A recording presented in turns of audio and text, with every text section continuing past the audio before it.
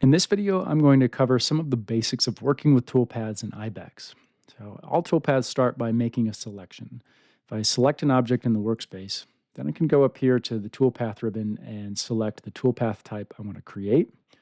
And if I select the toolpath type button, it'll bring up the toolpath parameters. This allows me to define a new toolpath and then apply it.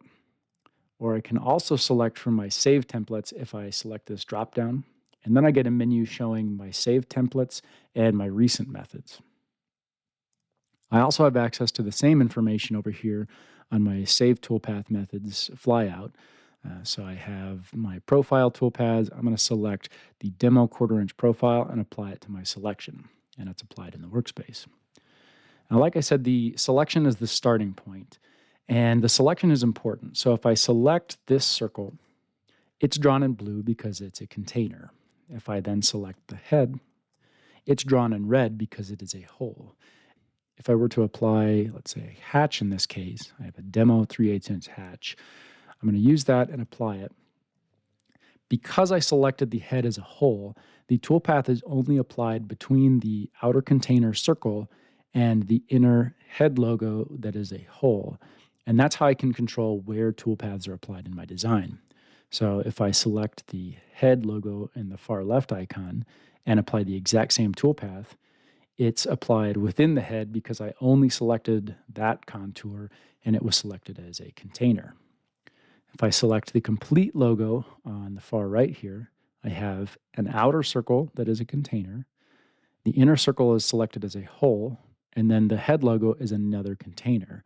So again, applying the exact same hatch fill, I get toolpaths only between the containers and the holes, which means I have the outer circle is filled with the hatch fill, and then I have the inner head also has the hatch fill applied to it. Now, once toolpaths are in my workspace, I can still edit them. So if I double click on any toolpath, it'll bring up that toolpath's parameters, and I can make edits. I can change the depths, feeds, and speeds, and then reapply, and those changes will take place. Now, I'm going to tilt the workspace and zoom in here on my center piece, and the profile that I created had bridges as part of the toolpath definition. So if I select the Edit Bridges and Start Point tool from the ribbon, I can now click and drag to edit bridge positions. I can right-click on that path to add bridges interactively, or right-click on bridges to remove them from the path. And I can also do the same by clicking and dragging the entry-exit point. Right-click to exit that tool.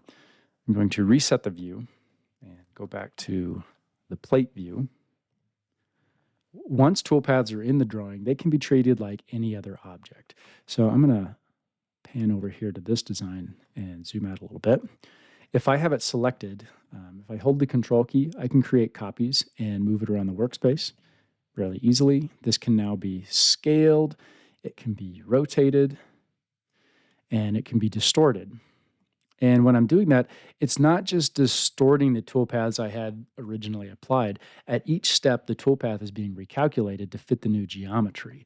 And so it doesn't force me to go back and recalculate, remove the toolpaths. If I need to make little modifications to the design, I can do that without having to reapply the toolpaths every single time. That's the basics of working with toolpaths in Ibex.